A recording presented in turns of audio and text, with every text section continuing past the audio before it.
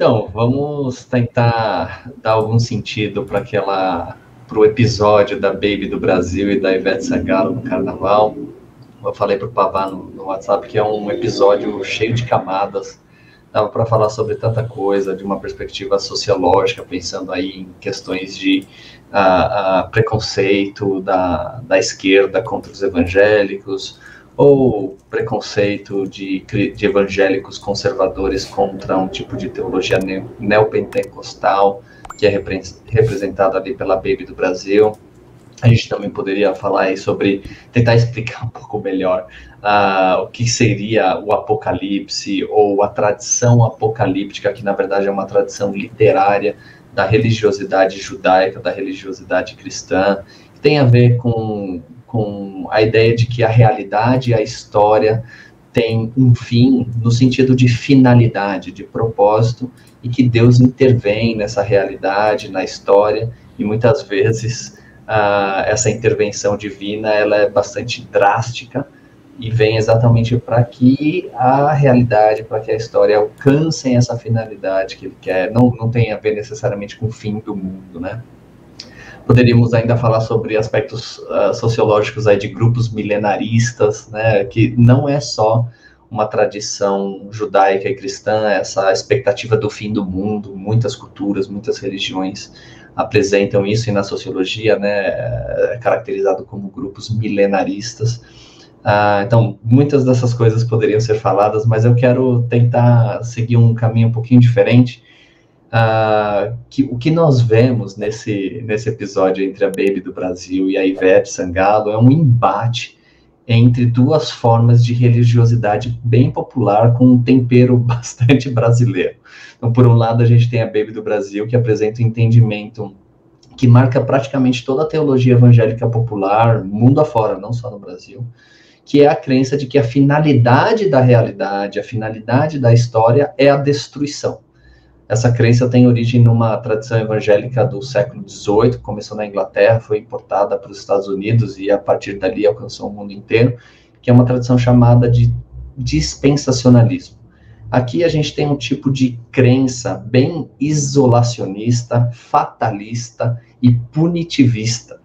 E o que é curioso é que a Baby do Brasil sustenta uma coisa dessas, que é bem fundamentalista, é um tipo de crença evangélica bem fundamentalista, mas ela sustenta isso como uma artista convidada para cantar no trio elétrico da Ivete Sangalo no Carnaval da Bahia.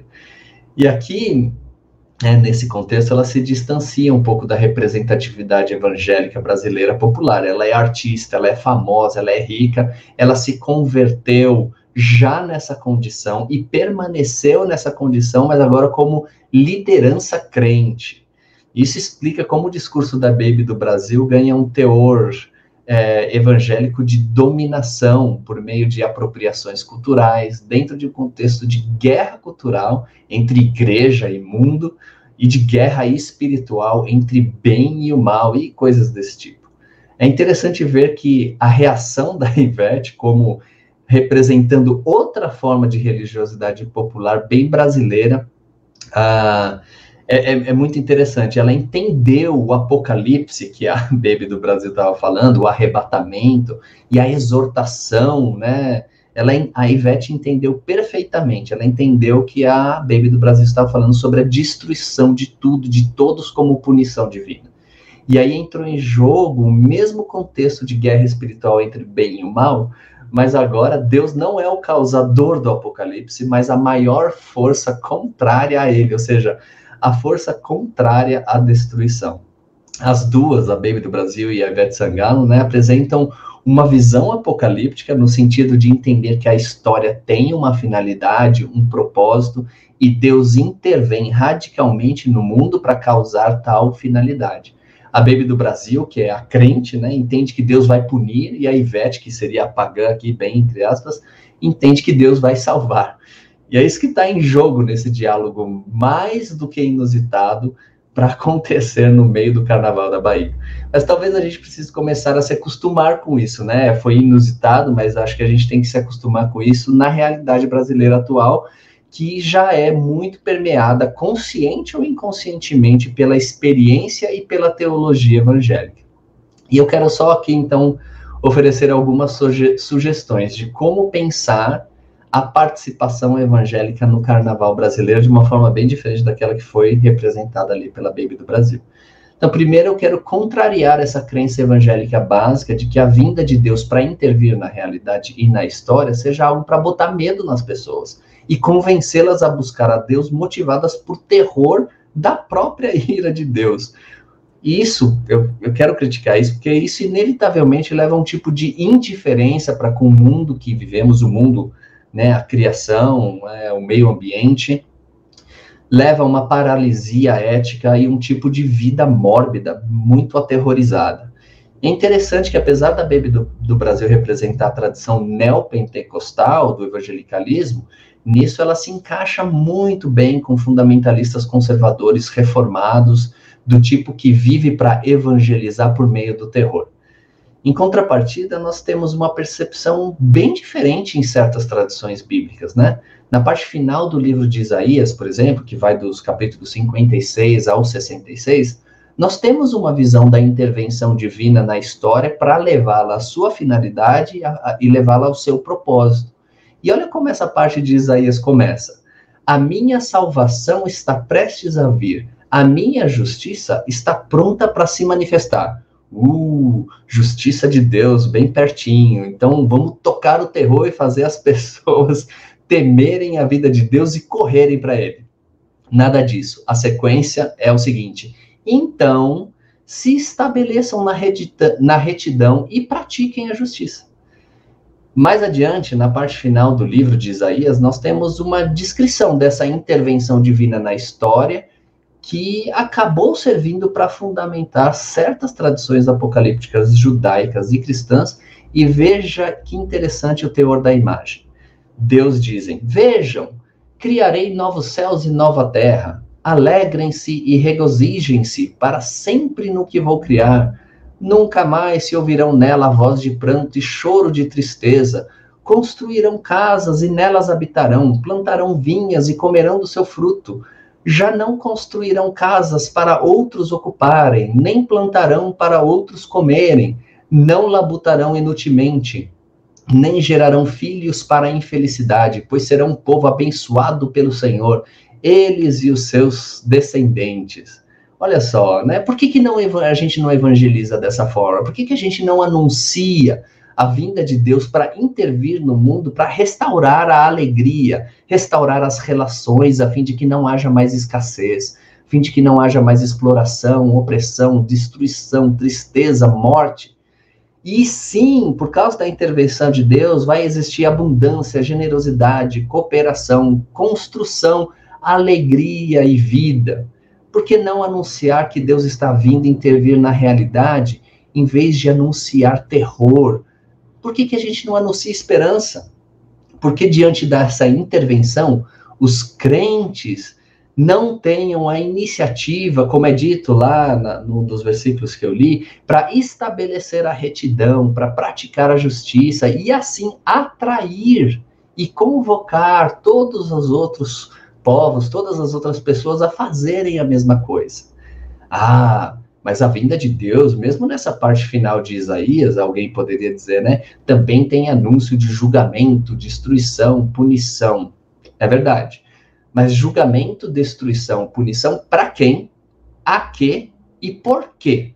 Não se trata de um anúncio para aterrorizar o povo por causa dos seus pecados, e sim para aterrorizar os poderosos, as elites, por causa da sua opressão e violência contra o povo.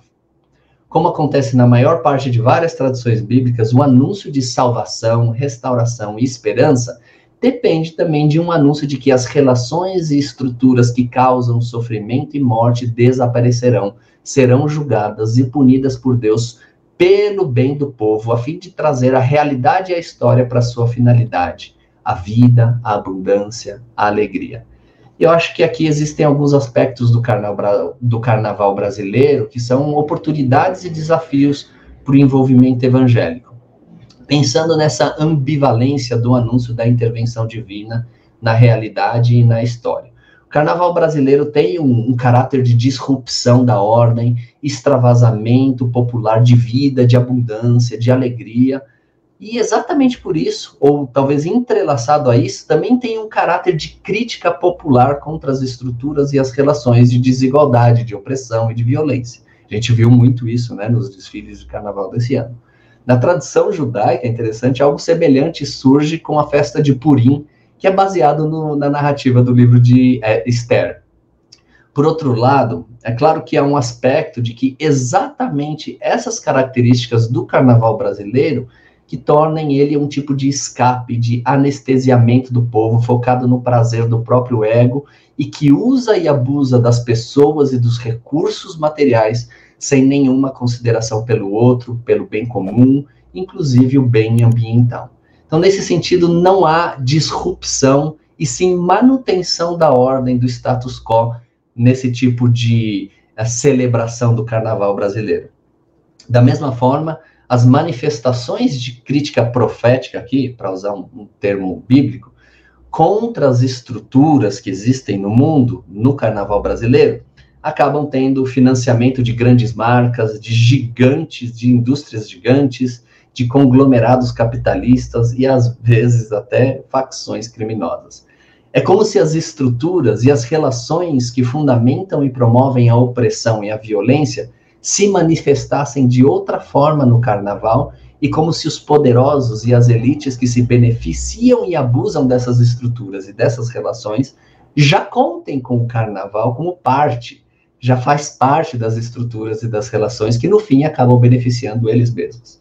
Portanto, eu vejo ambivalência no carnaval e um potencial de envolvimento evangélico aqui. Em vez de fazer evangelismo como terrorismo, que tal estabelecer a retidão e a prática da justiça, né, como caráter da presença evangélica no carnaval? Que tal levantar uma voz que segue a tradição carnavalesca brasileira de crítica político-social contra as estruturas e relações de desigualdade, de exploração e de opressão, anunciando o julgamento divino contra os que usam e abusam e se beneficiam disso? Que tal mostrar que a melhor crítica contra essas estruturas e essas relações, a verdadeira disrupção da ordem, está exatamente no cuidado dos vulneráveis, que são explorados por tais estruturas, que são explorados por essas relações, que usam o carnaval como escape e anestesiamento do povo? Que tal cuidar daqueles que vão ao carnaval exatamente como forma de escape e anestesiamento, assistindo aqueles que passam mal por abuso de álcool e outras drogas, dos que sofrem com abuso e violência sexual nessa celebração do carnaval? Que tal se mostrar uma agremiação? Olha a igreja, uma agremiação, uma comunidade, uma sociedade que, diante da imanência da intervenção divina, Deus está vindo. Então, vamos viver e anunciar a justiça, vamos viver e anunciar a alegria, a abundância, a cooperação, a generosidade, a construção que fundamenta e faz avançar a vida. Já tem muito evangélico fazendo coisas parecidas com essas que eu estou propondo aqui, mas ainda com um fundamento teológico um tanto tortos e sem o holofote que alguém famoso e rico como a Baby do Brasil tem. Tem muito evangélico já no asfalto quente e sujo por onde pisam os carnavais do Brasil, macetando o apocalipse. Mas precisamos de muito mais. Vou atrapalhar rapidinho aí o seu vídeo para te pedir uma coisa. Tá gostando do conteúdo? Então se inscreve no canal e curta esse vídeo, assim o YouTube vai entregar para mais pessoas. Mais do que isso, você pode se tornar membro do canal, ter vários benefícios, ganhar um monte de livros super selecionados e assistir em primeira mão algumas das nossas gravações, incluindo as falhas de bônus, e não são poucas, viu? Fica com a gente. Aí, valeu, contamos com a sua ajuda, valeu!